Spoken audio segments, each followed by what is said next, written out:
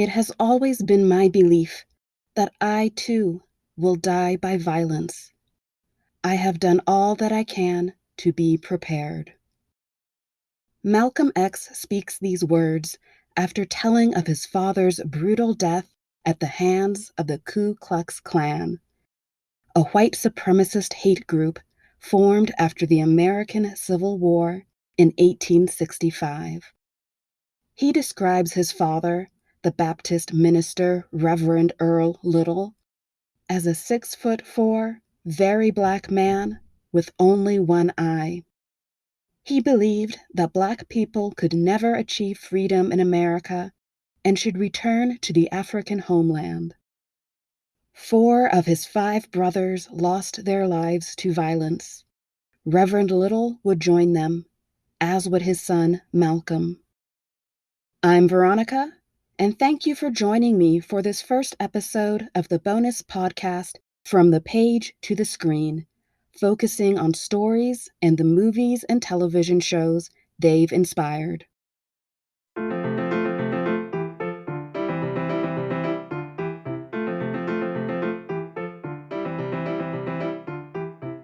The Nation of Islam is an African-American religious movement that is separate from the traditional practice of Islam. When they began to gain attention, journalist and author Alex Haley attempted to get in contact with their second-in-command, Malcolm X. He wanted to write an article about the church, reporting objectively on both what they said about themselves and what others said about them. Malcolm X declined to help him and said he should speak with the church's leader, a man referred to as the Honorable Elijah Muhammad. Haley did so, after which Malcolm X began to trust him. After his article, Mr. Muhammad Speaks, was published, Haley was approached with the idea of writing down Malcolm X's life story in a book. Malcolm X agreed on the conditions that the Nation of Islam would receive all of the profits, nothing could be in the book that he didn't say, and nothing could be left out that he wanted it to contain. The conditions were agreed upon, and this book was born. It was published in 1965, 8 months after Malcolm X's murder. The autobiography is just that, an autobiographical account of this dynamic, outspoken individual from childhood through the aftermath of his assassination. It opens with Malcolm X recounting a story from his mother, that when she was pregnant with him, a group of hooded Ku Klux Klan members rode up to their home one night, took out their weapons, and shouted for his father to come out. They said the family should get out of town because, quote, the good Christian white people were not going to tolerate the Reverend spreading the word of Marcus Garvey to the, quote, good Negroes of Omaha in Nebraska.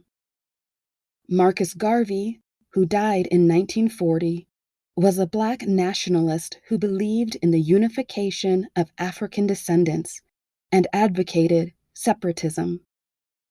He argued that integration was not desirable, and he attempted to establish independent black countries around the world. His influence on Malcolm X would be easy to see.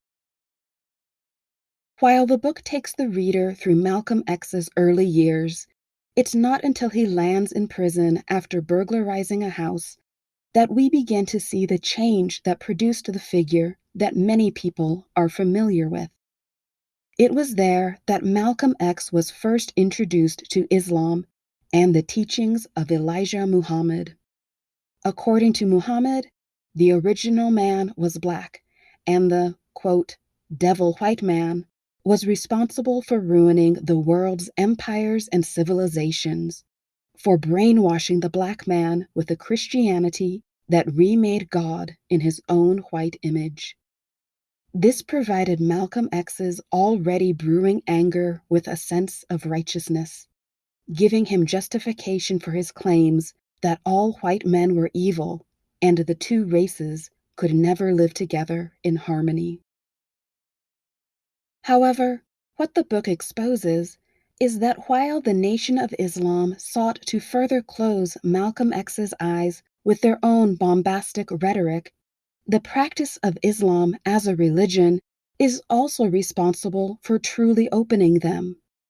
Revelations of Elijah Muhammad's involvement in a sex scandal had caused a rift in his relationship with Malcolm X, and a comment the latter made in regards to President Kennedy's assassination led the church's leader to silence its most vocal member. Soon, there were rumors that he was wanted dead.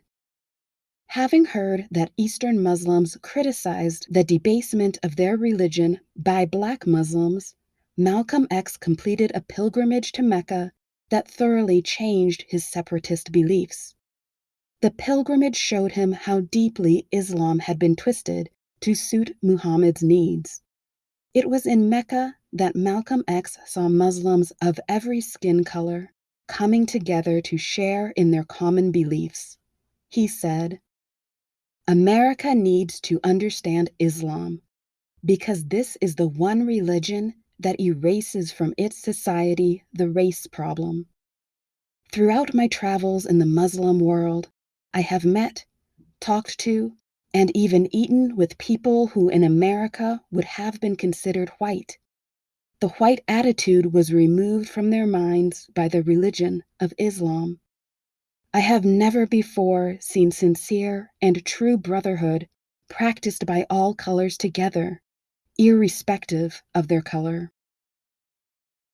The autobiography reveals that it was in his later years that he served as an example of the journey that America, as a country, must take, going from believing that people act according to their skin colors to acknowledging the roles they play within an oppressive society.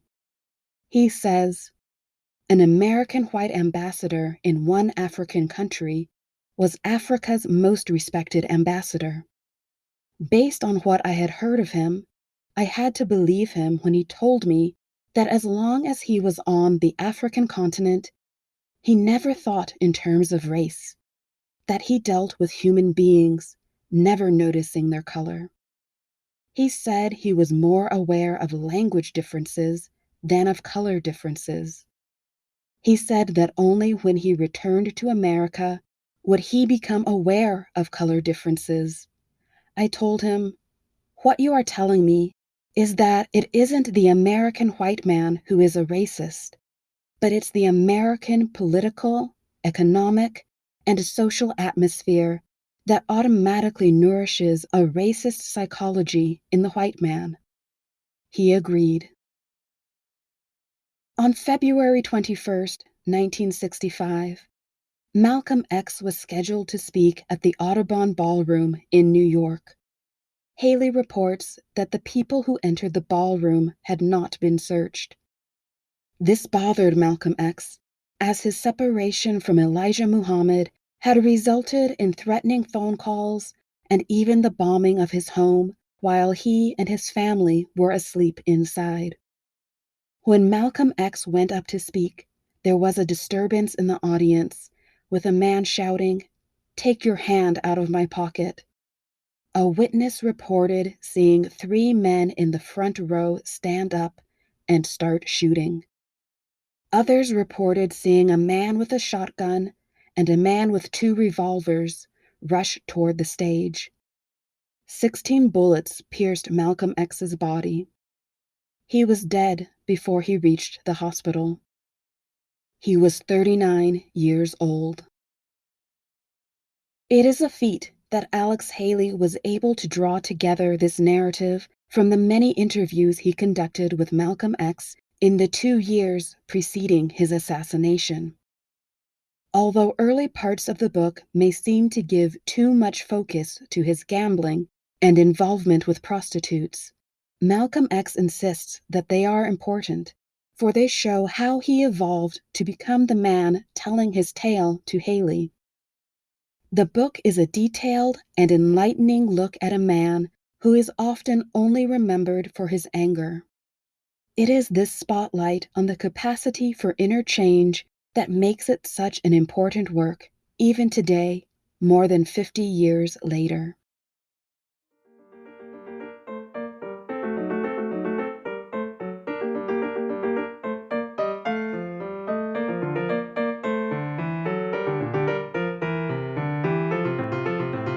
In 1967, producer Marvin Worth bought the rights to the autobiography of Malcolm X, and several writers attempted to complete a script. The first was James Baldwin, a novelist and essayist known for his writings on race and sexuality.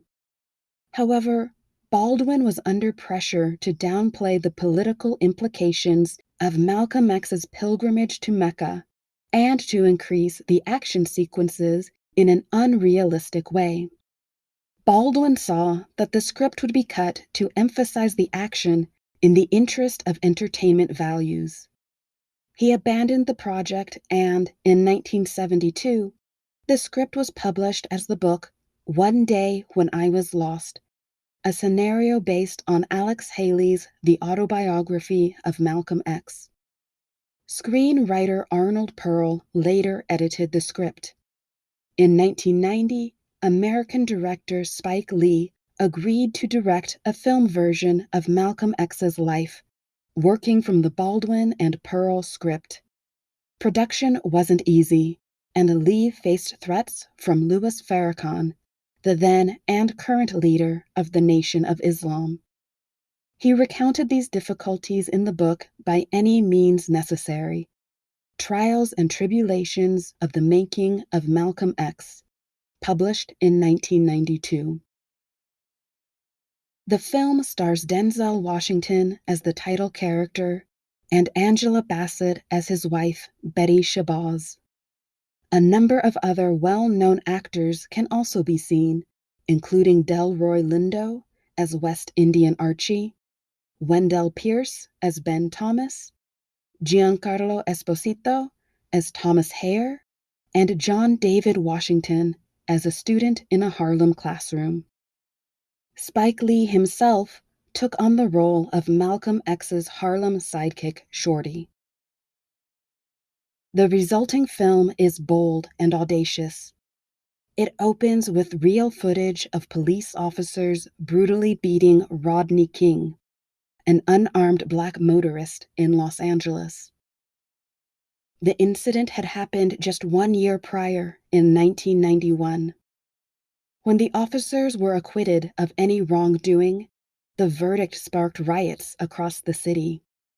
Washington's voice is heard over the footage. "You are not an American. You are the victim of America. We don't see any American dream. We experience only an American nightmare." The letter X in the fabric of the American flag appears on the screen.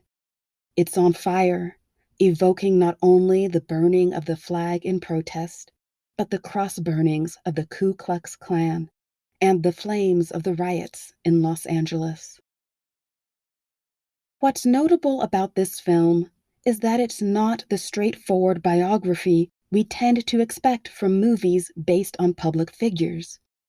While Lee aims to depict Malcolm X's life, he is also making a definitive statement about the importance of that life and its continued relevance today. We see scenes from Malcolm X's childhood, including the Ku Klux Klan arriving on horseback at his family's house at night, demanding to see his father before turning around and riding off, lit by an absurdly large moon that is perhaps meant to present the opposite of the typical image of the Western hero riding off into the sunset. These are certainly not heroes. Our first image of an adult Malcolm X is set in a barber shop where he's getting his hair conked, a painful straightening process using lye that could result in chemical burns. When he can't stand the pain any longer, he rushes to run his head under cold water. Even then, he's more worried about whether his hair is straight. "Looks white, don't it?" he asks, pleased to see that the process has worked. These scenes prepare the audience to witness the change in Malcolm X over the course of his life. Lee's directorial hand is never hidden throughout the film. There are several flashbacks to those visits from the Ku Klux Klan, and Lee intersperses the image of Reverend Little tied to train tracks, illuminated by the light of an oncoming train, at various points in Malcolm X's adult life. We are never allowed to forget the violence he suffered as a child and how it shaped his life as an adult. In prison, Malcolm X meets the fellow inmate Baines, a fictional composite of the individuals who introduced the real Malcolm X to the Nation of Islam. Baines encourages Malcolm X to read the dictionary to see how even language perpetuates the myth of white supremacy. Baines shows him the definition of the word black, and the camera zooms in on foul, soiled, forbidden, wicked. He shows him the definition of the word white, and we see pure as snow, opposite of black, innocent, without evil intent, honest and harmless. He encourages Malcolm X to write a letter to Elijah Muhammad, and when he receives a letter in return, the camera rotates around the cell as he reads. A golden light shines on him, emanating from the figure of Muhammad, appearing to him as if a god. Shortly thereafter, Malcolm X has shaved his head, removing the conch once and for all. In the prison church service, he raises his hand. After the chaplain says he can see the devil has a question, he asks what color the disciples were and what color the original Hebrews were. The chaplain says they can't know for certain, to which Malcolm X responds that they can't know for certain that God is white. His first transformation has begun. The film has given birth to iconic scenes of Denzel Washington delivering Malcolm X's speeches. In one, he is preaching on the street to a crowd of Black listeners among a cacophony of other Black men doing the same. Included in this crowd is the real-life Al Sharpton, a Baptist minister and civil rights activist who, in 2020, delivered a eulogy at George Floyd's funeral, and the real-life Bobby Seale, one of the founding members of the Black Panther Party, a political group that sought to challenge police brutality in the Black community. We next see Malcolm X inside a half-packed room, pronouncing some of the film's most repeated lines. "You are not an American. You're an African who happens to be in America. We didn't land on Plymouth Rock.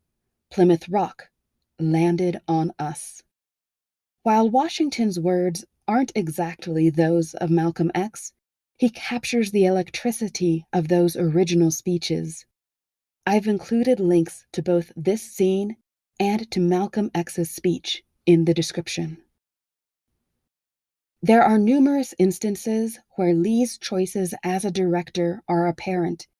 This is most true at the film's end. As Malcolm X moves down the sidewalk to the entrance of the Audubon Ballroom on February 21st, 1965, he appears to float, as if already a phantom of his earthly self.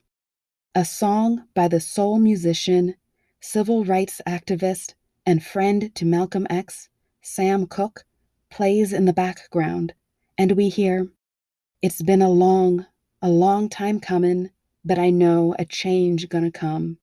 Oh yes, it will." After the climactic scene that leaves Malcolm X dead, we're presented with a voiceover by actor and activist Ossie Davis, reading the same eulogy that he gave at his friend's funeral.